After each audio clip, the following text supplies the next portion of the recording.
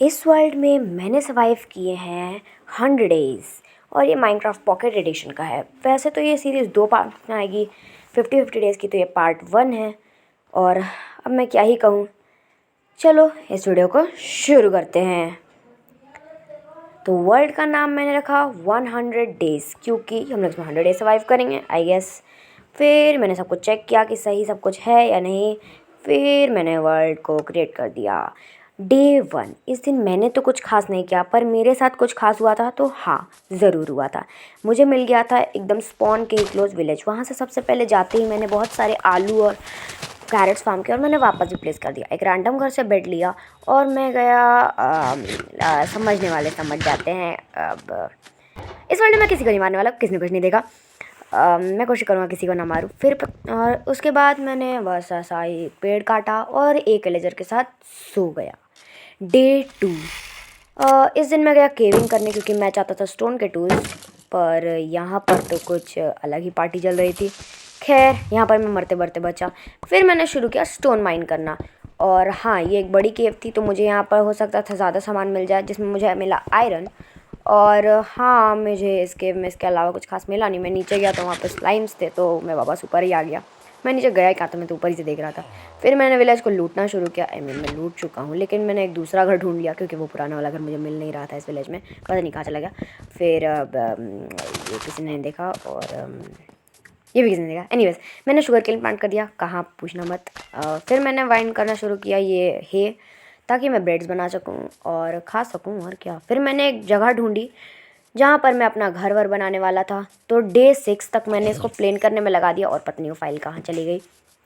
And फिर देखो, मैंने बहुत सारा सामान भी कलेक्ट किया डे 6 तक। और अब हम लोग बनाने वाले हैं अपना घर। अभी मजा आएगा ना भिड़ो। एनीवेज, तो घर तो मैं बहुत सिंपल से बनाने वाला हूँ।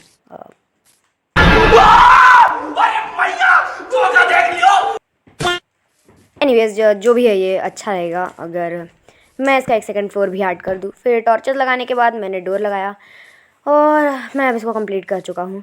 यस, मैंने सेकंड फ्लोर, एक फेंस और थोड़ा सा ये सब भी ऐड कर दिया। अब ये पहले ज़्यादा अच्छा लग रहा है। टेंशन मत लो, आगे एक और अच्छा घर आने वाला है। ये तो कचड़ा मैंने बना दिया था, बस मुझे सामान रखने के लिए एक जगह चाहिए थी। और हाँ, मुझे फार्मिंग भी करनी थी। फिर मैंने टॉर्चेस लगाई और डे 10 की रात को सो गया। सुबह उठते ही मैंने वापस प्लांट ये जो भी थे उनको प्लांट करना शुरू कर दिया। फिर मैंने पानी लिया और फिर और प्लांट किया। मैंने विलेज चलाने गया था मैं। फिर उसके बाद अब मुझे कुछ समझ नहीं आया, तो मैंने गया माइनिंग पे।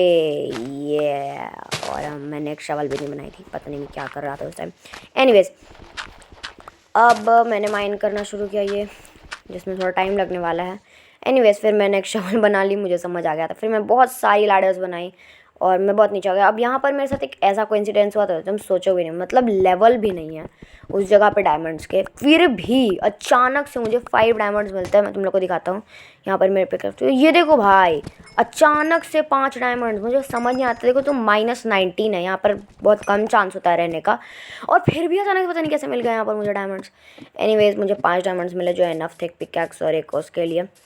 और मुझे कुछ खास समझ नहीं आता, तो मैं जाकर सो गया। डे 12, एक क्रीपर को मैंने बहुत रिस्की तरीके से मारा। मुझे नहीं करना चाहिए था, मुझे पता है, लेकिन एनीवेज, फिर मैंने अपना जो भी था आयरन पकाया और एक पिकैक्स बना ली। फिर मैंने कोल वोल थोड़ा माइन किया और यहाँ पर एक केव के अंदर गया। और यहाँ पे मरते मरते मैं बचा था, मतलब तुम देखो स्केलेटन ने मैं कितनी ज़्यादा जान ले ली थी मेरी। एंड फिर मैंने अपना आयरन को स्मेल्ट किया और मेरा ऑलमोस्ट आर्मर बन गया था। बस यहाँ पर लेगिंग्स बची हुई थी। एनीवेज, फिर मैं गया विलेज पर, क्योंकि अब मुझे यहाँ पर विलेजर्स को ट्रैप करना था, ताकि मैं इनका ट्रेडिंग के लिए यूज़ कर सकूँ। डे 13 को मैं वापस आया और यहाँ पर मेरी फाइल ही गायब हो गई। एनीवेज, इस इंसिडेंट के बाद मुझे समझ आ गया था कि अब जो भी करो सोच समझ के करो। एनीवेज, फिर मैंने यहाँ पर इन सबको डाल दिया और इनके लिए मैंने बेड्स भी लगा दिए और मैं खुद भी इन्हीं के साथ सो गया। डे 14, मैं सुबह उठा और मैंने एक लाइब्रेरियन का घर देखा। उसमें कुछ भी नहीं था और मैं बहुत गरीब था, मुझे कुछ समझ नहीं आ रहा था। एक पिग ने मुझसे कहा, मांगो वंश, तुम्हें क्या चाहिए? मुझे तो बस चाहिए एक विंडिकेटर स्पॉन एग, क्योंकि मैं उससे इन्फिनिट एमरल्ड्स फार्म कर सकता हूँ। ठीक है, मैं तुम्हें दे दूँगा, पर तुम्हें उसके लिए अपनी सबसे वैल्यूएबल चीज़ देनी होगी। फिर मैंने उन्हें अपने सारे डायमंड्स और ना मुझे एक विंडिकेटर स्पॉन एग दी थी। अब तुम सोचोगे क्यों, तो मुझे माइनिंग के बीच पता है क्या मिला था। मैंने थोड़ी देर और माइनिंग की थी, तब मुझे पता है क्या मिला था, तुम विश्वास नहीं करोगे। वो था एक स्पॉनर। यस, तो मैं तुम्हें दिखाता हूँ, ये एक स्पाइडर का स्पॉनर। फिर मैंने उसमें डाल दिया और मैंने अपना आयरन मार्क कंप्लीट किया, क्योंकि वहाँ पर मुझे और आयरन मिल गया था थोड़ा सा। फिर मैं गया और नीचे फार्म बनाने लग गया। तो मैंने यहाँ पर स्वीपिंग एज डाउनलोड कर लिया था, ताकि मुझे एक स्वीपिंग एज मिल जाए, पर इससे कूल डाउन भी मुझे मिल रहा था। लाइक अगर मैं एक को मारूंगा तो मुझे ज़्यादा आसपास वालों को भी डैमेज पड़ेगा। फिर मैंने एक पिकैक्स बनाई ताकि मैं उस फार्म को कंप्लीट कर सकूँ, और अब मैं गया उस फार्म को कंप्लीट करने। एनीवेज ये फार्म काफ़ी ज़्यादा अजीब सा था, मुझे कुछ खास समझ भी नहीं आता इस फार्म को कैसे बिल्ड करना है, लेकिन मैं बस अपनी तरीका ढूंढ लिया था मैंने बनाने का। मैंने बस आगे की तरफ एक्सट्रीम डार्क फ्लो की और इस तरफ बीच में एक साइन बोर्ड लगा दिया जिससे लोग फ्लो करके अंदर की तरफ बहते। एंड फिर यहाँ पर मैंने और बकेट की हेल्प से जो भी था यहाँ पर सब कुछ कंप्लीट कर लिया, और इसी के साथ मैंने यहाँ पर पानी डाला, लाइट बुझाई। एंड अब मेरा फार्म नहीं, अभी नहीं रेडी है, अब रेडी है। और इसके बाद मैंने कैंप फायर बना लिया ताकि मैं उनको जल्दी जल्दी ज़्यादा सामान कलेक्ट कर सकूँ। अब यहाँ पर ये ऐसे काम कर रहा था, अब ये ऐसे काम कर रहा है। अब करना था हमें इस पर एफ के, लेकिन ये बहुत ज़्यादा सीवियर डैमेज दे देते अगर तुम इनके ज़्यादा पास चले जाओ तो। फिर मैंने इनसे ट्रेडिंग शुरू की उस एमराल्ड की वजह से, मुझे एक स्टैक और 45 एमराल्ड्स मिल गए थे। फिर मैंने एक डायमंड की लेगिंग्स खरीदी, फिर मेरे सारे पैसे खत्म हो गए, पता नहीं कैसे, और आई मीन कैसे क्या। फिर मैं सोचा कि अब एक्सप्लोर करते, क्योंकि इस वर्ल्ड में बहुत सारे एक्स्ट्रा स्ट्रक्चर्स भी है। तो मेरे विलेज के एकदम क्लोज ही 2 स्ट्रक्चर्स थे। तो पहले स्ट्रक्चर में तो आते ही एक स्केलेटन से छेड़छाड़ हो गए कि एनीवेज। फिर उसके बाद टॉप पर आया, तुम विश्वास करोगे सबसे रेयर लूट थी एक प्रोटेक्शन 4 मेंडिंग वाला एक चेस्ट प्लेट। यस, काफ़ी अच्छा था ये। बस पे अनब्रेकिंग 3 ऐड करना, फिर मैक्स आउट हो जाएगा। और उसके बगल में एक बीच हाउस था। अब तुम लोग को लग रहा होगा इतने क्लोज स्ट्रक्चर्स मिलते हैं तो बहुत ईजी होंगे, बट नहीं भाई, बहुत दूर दूर स्ट्रक्चर्स मिलते हैं। मैं बता नहीं सकता मैंने कितना ट्रैवल किया इन सब स्ट्रक्चर्स को ढूंढने के लिए। फिर भी मुझे एक ही स्ट्रक्चर, यही वाला, और इसमें ना वो डिसेंट लूट रहती थी, वो रेयर वाली लूट मिल भी नहीं रही थी। मैं कितना दूर दूर जा रहा था, ऐसे ऐसे जो स्ट्रक्चर्स पॉसिबल भी नहीं है जो बायोम्स, वो भी मुझे मिल जा रहे थे, क्योंकि मेरा कस्टम बायोम्स ऑन था। यस, उस वर्ड को वर्क कराने के लिए ये भी चाहिए होता है। एनीवेज यहाँ से मैं कैंडल्स ले लिया था, क्योंकि वो अच्छी चीज़ होती है। और यहाँ पर काफ़ी अच्छी चीज़, मतलब फेदर फॉलिंग कुछ ज़्यादा ही मिल रही थी मुझे।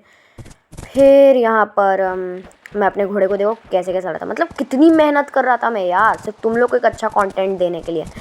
यहाँ पर मैंने बहुत देर तक इसी फॉरेस्ट में घूमा और मुझे मिला एक Buddha temple. Yes, but I think काफ़ी अजीब यहाँ इंसिडेंट है, बहुत सारे मॉब्स थे। So now be ready for a fight.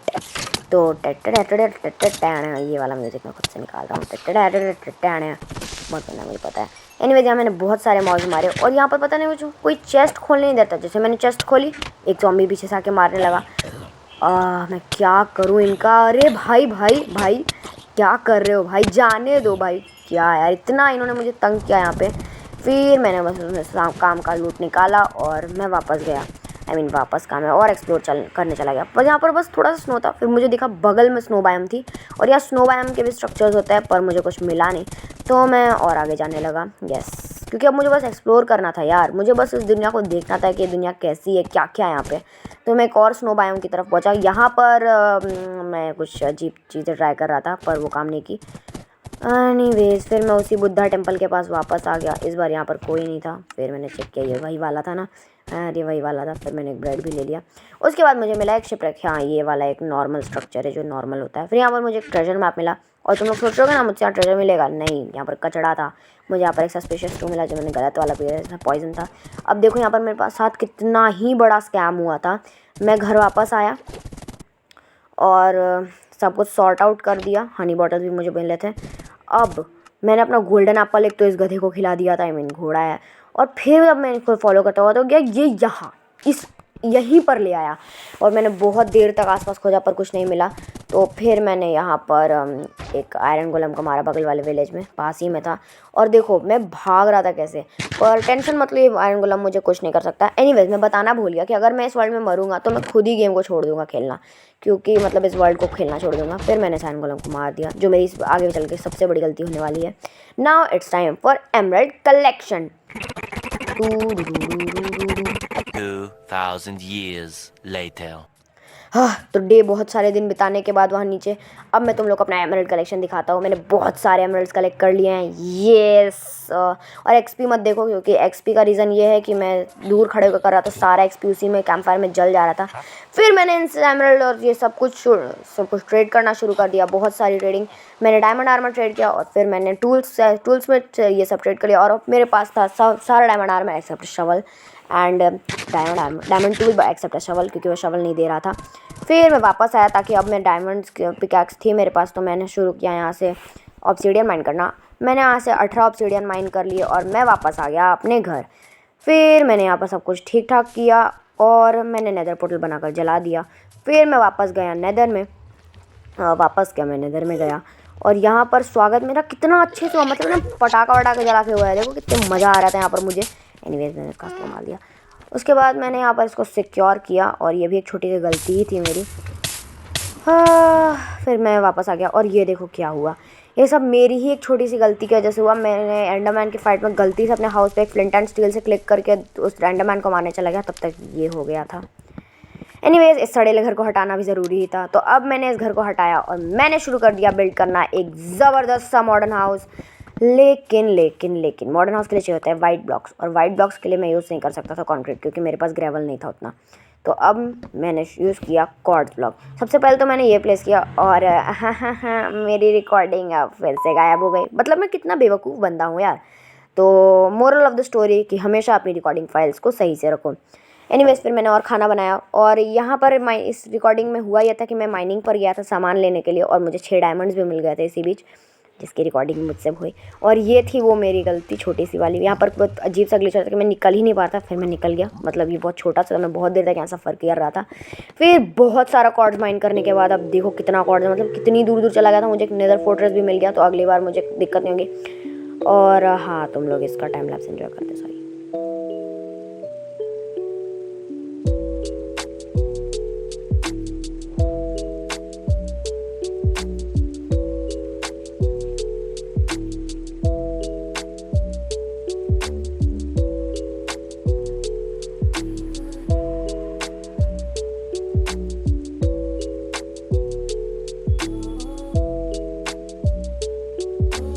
It helps the speaker lead his audience into the scene he describes.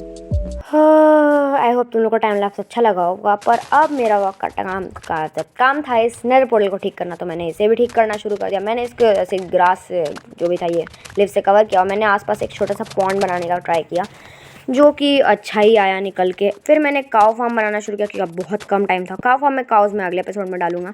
खैर मैंने काऊ फार्म भी कंप्लीट कर दिया। मैं बहुत ज़्यादा मेहनत कर रहा था पता है।